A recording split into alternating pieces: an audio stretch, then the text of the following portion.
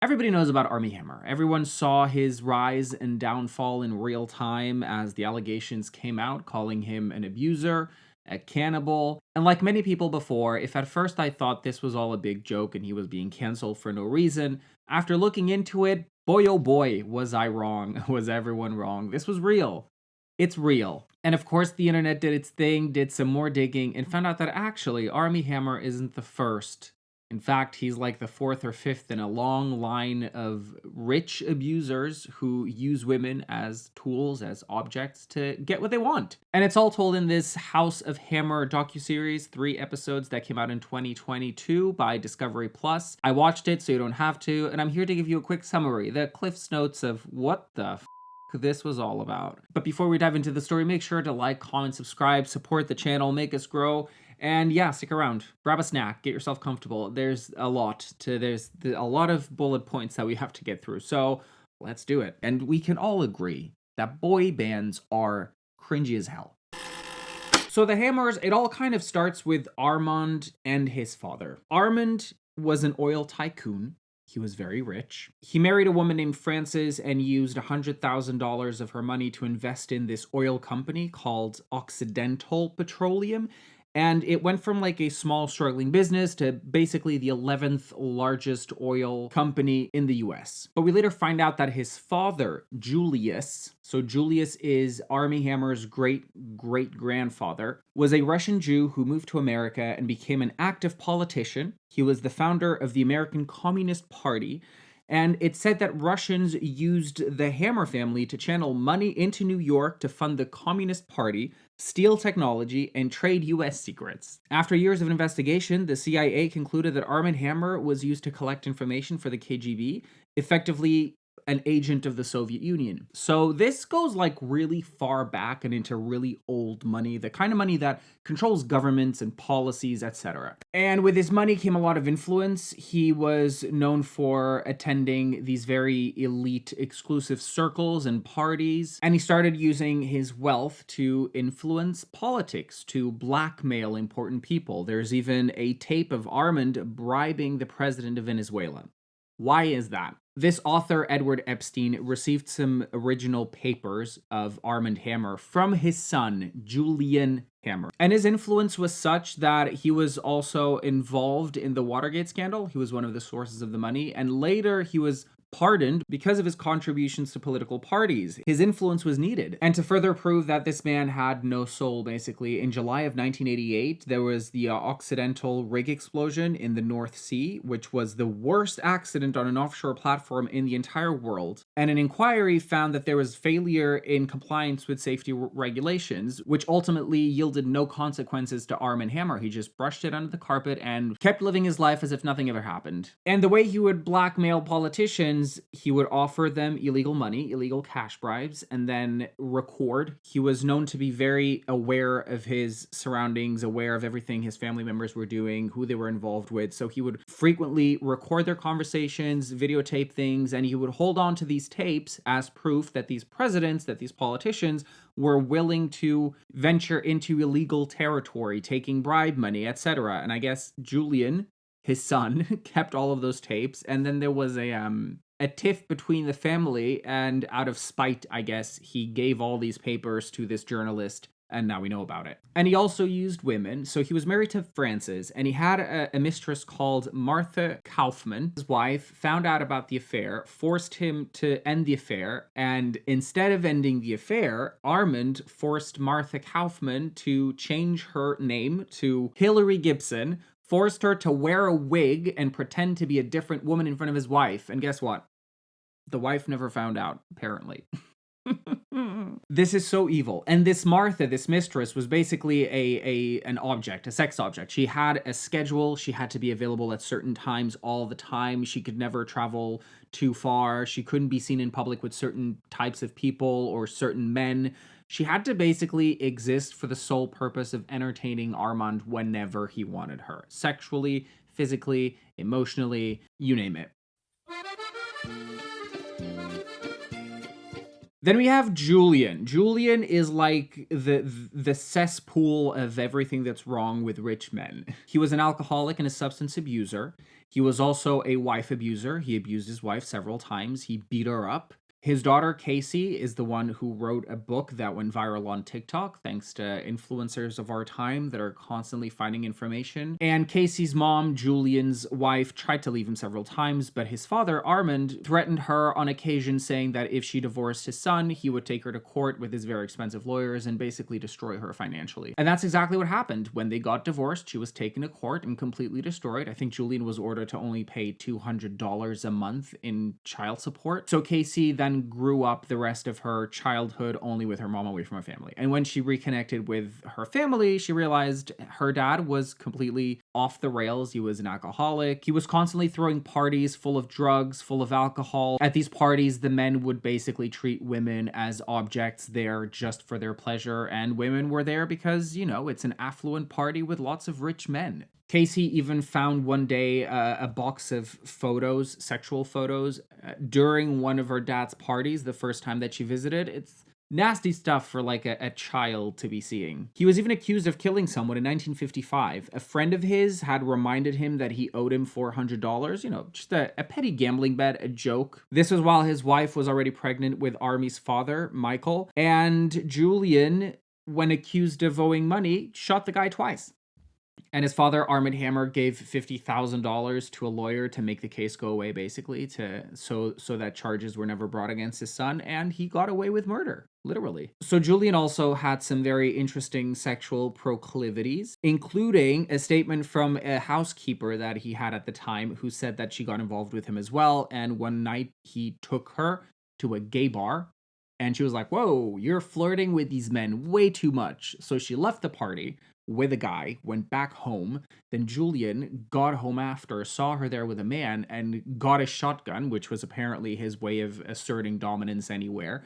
And he threatened the guy with a shotgun. The shotgun went off. Police were called. He was arrested. This all happened. So I guess we can say that Julian was a little poof with a bit of a temper.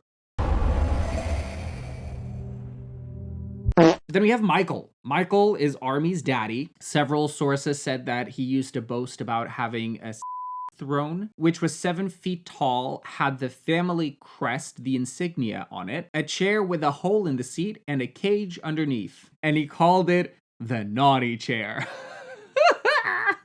Rich people are so fucking weird. Michael and Julian hated each other. You know, father and son just did not get along. One of the examples of this hatred is told by Casey. In the middle of a party, Julian offered his son $1 million for his girlfriend, which kickstarted a massive argument. So much so that police had to get involved and had to separate them. But instead of like calming them down, they just allowed them to drive off completely drunk, high on drugs to wherever they wanted. However, Armand and Michael, I don't know what happened, but by the time that Michael was in university, he was in a private Catholic school that Casey also attended, and he started becoming the life of the party. He was always throwing parties. He always had a lot of women with him. There's a lot of drugs and alcohol at these parties. Casey also found another box with sexual pictures, much like she did with her father. So it's like her brother was repeating all the patterns of her father, was becoming a mini Julian. And at the time, Armand was basically stipulating that if Michael wanted to see the money of the family, he had to start working for the company, the family company, Occidental Petroleum. And this is when she says that the scheming and the strategizing started like Succession, but amped up to 1,000. Michael wanted to take Julian's position in the family. He wanted that power. He wanted that responsibility. He wanted to be that figure. So when he met Armie's mother, Drew, Armand was super supportive. He was like, okay, you're going to get married now. You're going to start a life. You're going to take over the family. This is what we've been grooming you for since your father is such a disappointment, because Julian often claimed that he knew he was an embarrassment to his dad. Maybe if you hadn't killed people and forced women to be your sexual slaves, but you know, you live and learn, I guess. Michael and Drew then get married. There's like a huge celebration. And then when Armand died is when things like took a little bit of a turn. His most recent will had been signed just 40 days prior to his death, and in said will, he left his daughter, Casey, $250,000, his son, Julian, $500,000, and then his Rolls Royce and his estate and everything else he left to Michael. One of the surprising things was that they thought Armand was a billionaire, and he wasn't. He just had $40 million to his name, and of that $40 million, 250 went to his daughter, 500 went to his son, and everything else went to his grandson. And then during the funeral, remember, Armand was Jewish. Drew's father, Michael's father-in-law, states for everyone to hear that on his deathbed, Armand accepted Jesus into his heart and he changed religions. He became a Christian on his deathbed. And mind you, there's rabbis at this funeral. So then Michael starts supporting Christian and evangelical causes, and no longer wanting to be associated with his family, he eventually left Occidental with a severance of $1.5 million. Not bad.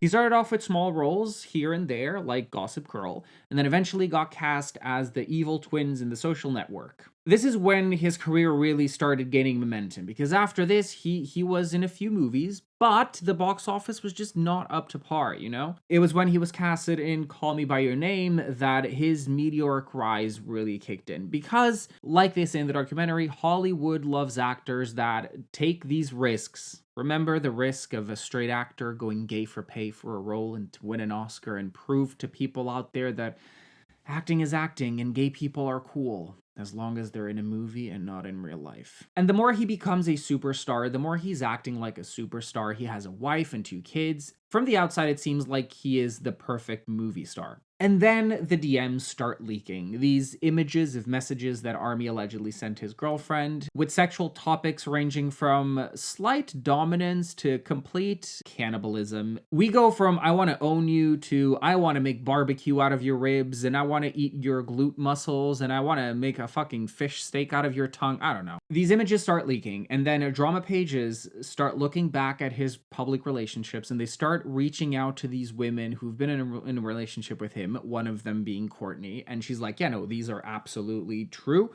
And then that goes out into the internet and explodes even more, and then more and more women start coming out of the woodworks to explain their experiences with Armie. So there's 3 main cases that the documentary covers. The first one being Courtney, the more extensive one where she's personally interviewed, and then 2 others that are out there in the internet for anyone to search. The first one was Effie from the House of Effie on Instagram.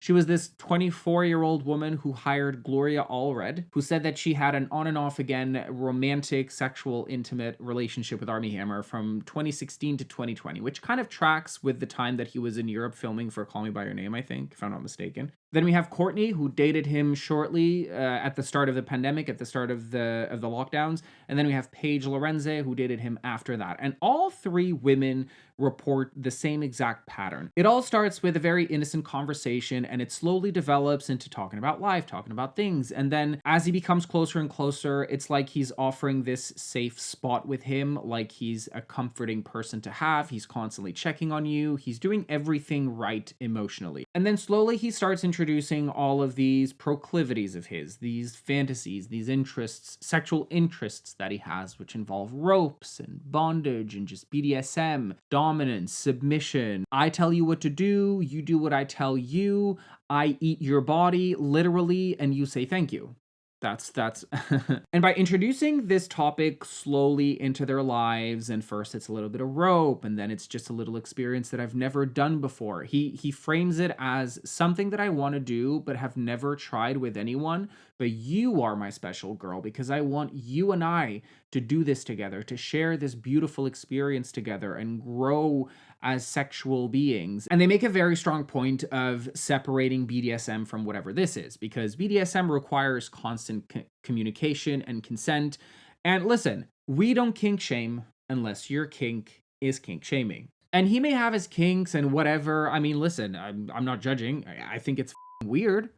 It's weird. Some of these some of these are crazy. We're not even going into the content of the kinks. The problem here is that he wants the kink, but his girlfriends don't. He doesn't take the time to actually check if they want to do them. He emotionally manipulates them. All of them claim that he love bombed them to the point where they weren't even like sure of what was happening or how fast it was happening. And they were just like, it was impossible. It was all consuming and intoxicating. And it would leave them feeling as if they had no choice but to be there, or as if this was love. You know, they saw these interactions as his way of showing love. This whole obsession with dominating someone and biting them, marking them as animals, and then eating their body. This man is fucked up. What do you see women as? Like, I don't even think he sees women as like living organisms. It's one thing to have kinks, but it's another thing to fully and honestly say out loud that you're a cannibal, that your kink is to stand next to a woman who's crying and pleading and screaming, and you have all the power and you feel like a god. You not only want to be above them, but you want them to be in agony, in pain. It's this inflicting of violence that he rejoices almost, and that's what he wants. That's not a kink. That's a disease. He even said in a message that he had cut out a heart of an animal and eaten it while it was still warm and raw, and it's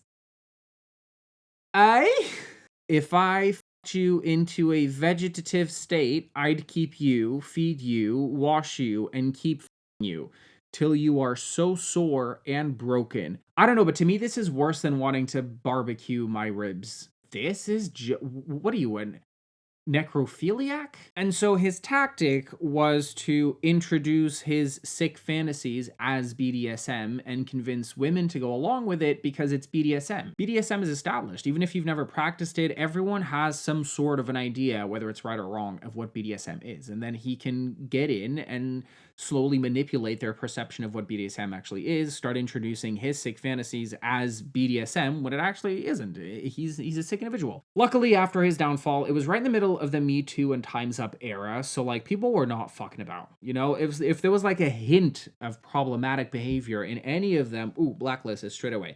He was dropped by his agency, he was dropped by his publicist. Legally speaking, he hadn't necessarily committed any crime just yet. He wasn't convicted of anything. It was only after another victim full-on accused him of sexual assault that the LAPD launched an investigation. And I think it was Effie who hired the lawyer Gloria Allred, who has a long history of defending women with cases like this. And that's when Armie switched to a new lawyer who had a history of defending men like him. People like Bill Cosby or Mr. Big from Sex and the City. In 2023, Armie said that he was essayed by a pastor when he was 13. So there's also another component here that maybe that trauma exacerbated other trauma. It's not a justification. This man needs therapy. This whole family needs therapy. Like a big, healthy, fat dose of therapy. But after he was dropped by everyone, he was blacklisted from Hollywood. He moved to the Cayman Islands where he worked for a while, selling timeshares and as a manager for an apartment complex. After being refused subsequent work permits in the Cayman Islands, he had to move back to the United States. And then in 2024, he launched his new podcast called the Armie Hammer podcast, which explores a range of topics such as his personal life, as well as social and cultural issues.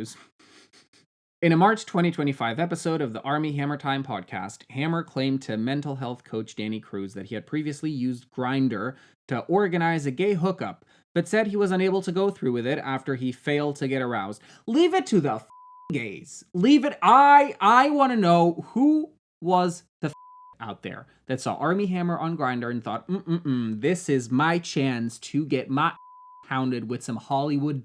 The cannot be so good to ignore everything else. So if you see Hammer on Grindr, walk away. Block him. Don't interact. Don't reach out. Just create a wall. And yeah, now Armie Hammer is doing a podcast. So, you know, pretty much same as me. Difference is I don't come from a wealthy family at all. I'm dirt poor. Help. And I completely forgot to say, so apologies. But yeah, Armie Hammer, no sexual assault charges are being brought because due to the complexity of the relationship and inability to prove a non-consensual, forcible sexual encounter, we are unable to prove the case beyond a reasonable doubt. More proof that whenever women come forward, there is always lack of evidence to convict men, and this is why they refuse to come forward, and this is why Armie Hammer is now available wherever you get your podcasts. As for final thoughts, I don't know what else I can say. Money fixes everything. You got money, you can do whatever you want. Money. It all comes down to money. If you have it, great. If you don't have it, you're literally. And the more money you have, the more evil you can be. You know, like money is like an evil currency right now, I think. Yeah. What to me is scarier is that I fully believe that Armie Hammer can do a comeback. He's already working on 2 new films. One of them has Thomas Jane and William H. Macy. So like these are actors that we know, you know?